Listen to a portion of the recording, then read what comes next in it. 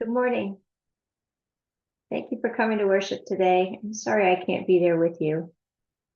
I think you all know I was tested positive for COVID on Wednesday, and just out of an abundance of caution and making sure that you're all safe, I'm recording this sermon. It's now Saturday night. Jim and I actually just got back from church. We set up the fellowship hall for you, and hopefully you like it. We're trying to make it a little bit more church feeling like. And I'm sad not to be there with you, but um, luckily through some wonderful technology and a great team, I still get to be with you on this TV screen. And I feel like having the cart rolled out with me on it is hilarious. And I'm trying to remember, like, wasn't there a TV show or something that happened? I don't know. I'll have to look into it, but I feel funny being rolled out on the TV. And but it's really good to be here in the way that I can be here. And I'm so grateful for Jason Clare and Sue Ellen Movers, who took really good care of you while I was gone the last couple of Sundays. And they did a great job kicking off our new series called Holy Moments, based on the book Holy Moments by Matthew Kelly. I'd like to start the sermon with Judy Case sharing a holy moment. And so this would be a good place to pause and invite Judy to come forward and share her holy moment. Thank you.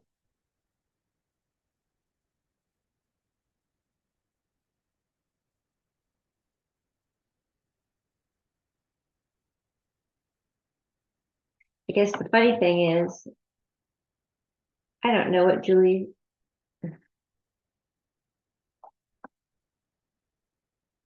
I guess the funny thing is that if I was with you, I would be responding and reacting to what Judy shared with you. But tonight, I don't know what she just shared with you, but I'm sure it was beautiful. And most importantly, from the heart. Thank you, Judy. I've heard it said, and I experienced that life is not measured necessarily by time. Life is measured in moments. And I think it's really true when we think about it, because if you think about a whole year, or a whole month, or a whole week, or even a whole day, you don't really remember the moments of the whole year, month, or week, or day. You don't remember that whole period of time. What you remember more so are moments. For example, I don't really remember the whole month of June, but I do remember the last night of our vacation when Jim and I took our whole family to California. We went and did some of the national parks. And the last night we were there, we took a picture in Yosemite with a beautiful sunset. I remember that moment. I don't remember all of June, but I remember that moment, that Saturday morning moment when, having taken that picture together just a week or so earlier, we all piled together at Exeter Veterinary Hospital and said goodbye to our Jessie that morning. I remember that moment. I don't remember too many moments of last week, but I do remember Wednesday afternoon when I got the message from my dad that his PET scan results came back really good and that he does not have cancer in his lungs. I remember that moment.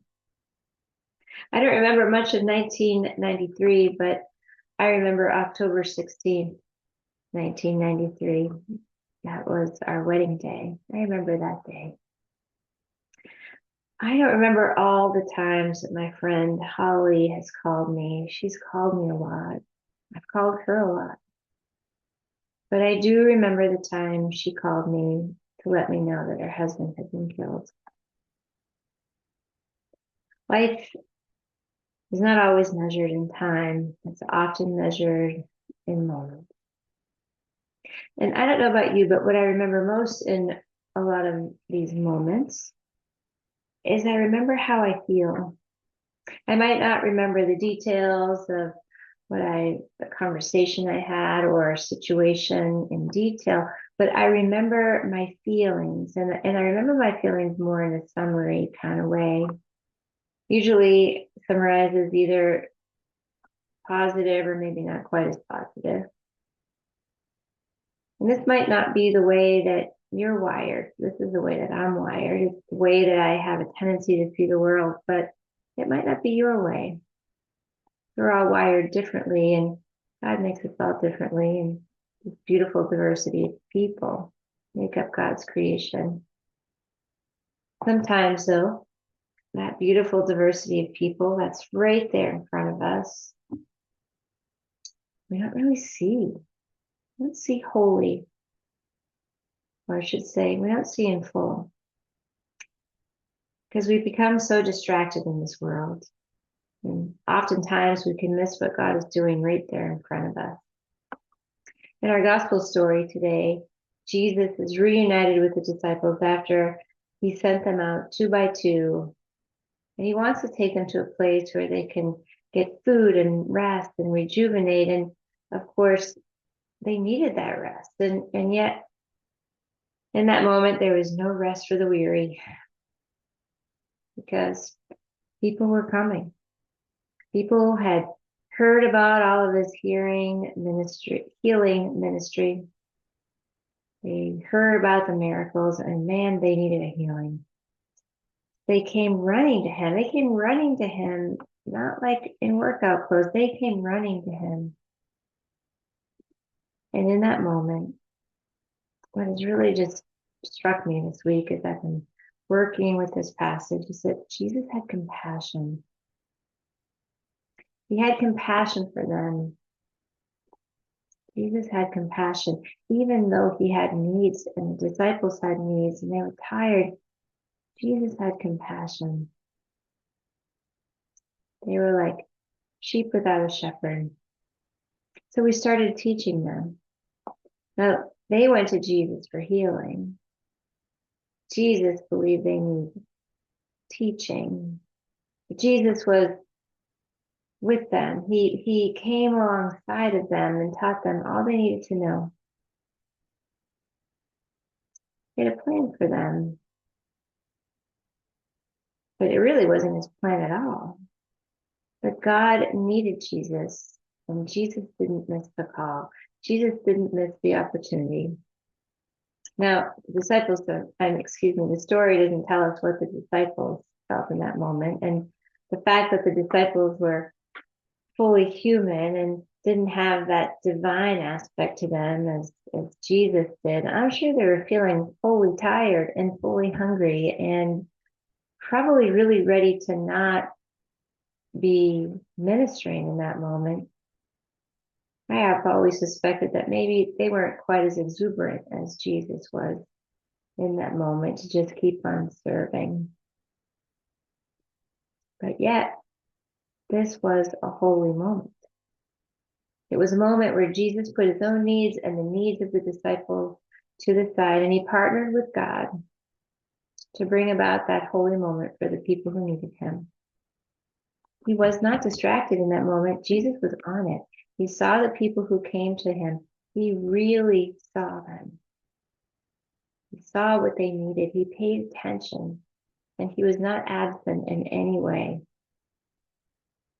Sometimes as we're talking about holy moments and I think about this, sometimes I think it can be as easy as paying attention. I mean, we live lives of distraction, and if I'm honest, I think I'm right up there with this issue. The other day I was driving on Guinea Road in Stratham, and I had one of those moments where I was so caught up in my own thoughts that I realized I was driving along on autopilot. And as I drove down the road, on a road that I'm really familiar with, on a route that I'm really familiar with,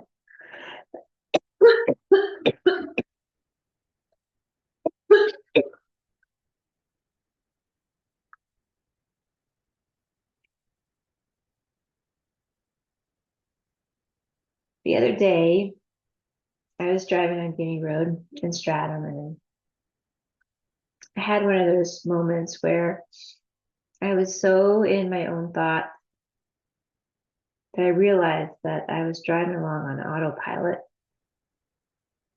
I drove down a road I'm familiar with as part of a route that I'm really familiar with. I was driving on autopilot. I'm not proud to share this with you. I'm a little embarrassed, but it's my truth. And that moment could have been very, very different if I had caused an accident. And I told you that I remember things and how I feel about things. And I can tell you that in that moment, I felt fear. I felt embarrassment with the sudden awareness that my mind was very far away from the priority of driving my car. I think this is the kind of distraction that we most talk about, that distraction related to driving. We talk about distracted driving all the time.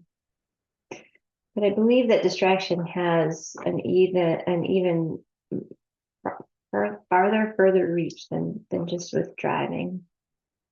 I think that oftentimes being mentally absent is something that we all struggle with to some degree. The world is coming at us so fast and so furious, 24/7. We can't possibly take it all in all the time. There are times when we check out. It could be wrong, but I don't remember a story in the gospel where Jesus ever was mentally absent. Now, of course, I'm talking about when he's awake. I'm not talking about like when he was asleep in the boat. He might have been considered mentally absent then, but he was asleep. I can't think of a time when he was absent like that. I know you're probably thinking, well, of course, Jesus wouldn't be mentally absent because, of course, he's Jesus and he's holy. And, we're not Jesus. I'm not Jesus. I'm not holy. And, maybe you're thinking, and by the way, Pastor Patty, I'm kind of sick of hearing about holy moments. I don't even have the darn book. We're 3 weeks in. I'm already sick of it. I don't like to read.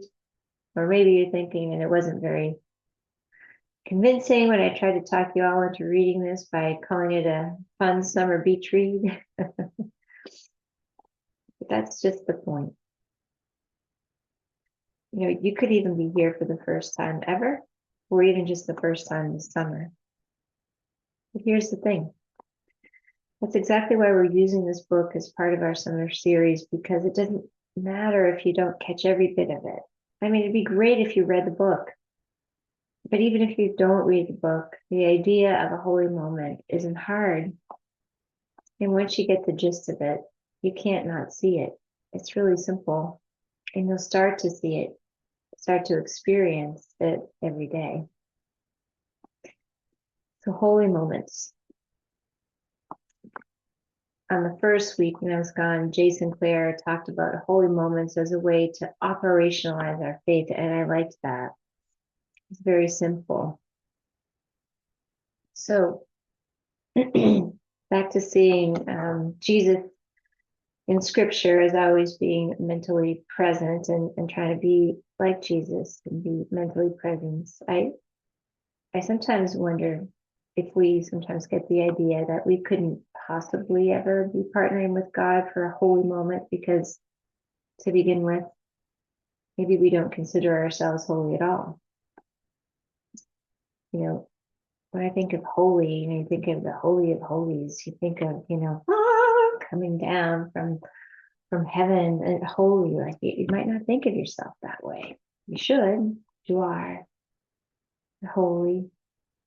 But in this context, it's a simple context, more so of being present to those ordinary moments where God is active and working in this world. That's the kind of holiness we're talking about. So with our eyes and our hearts wide open, we have an opportunity to be present the world around us with fresh eyes, fresh, wide open eyes. See God. See where God may be calling us to live out our faith in the most simple and yet very meaningful ways. And we might be busy. We might have our own agenda. We might not think we have time. We might be fearful of messing things up. We might think we're going to do it wrong or that we're not good enough. We couldn't possibly really create a holy moment. But if your heart is open and you're coming from a loving place and you're not focused on self-serving or personal needs of your own or anything like that, but instead really look to what God might be doing, what God is placing in your heart, looking for those opportunities, I think you'll find them.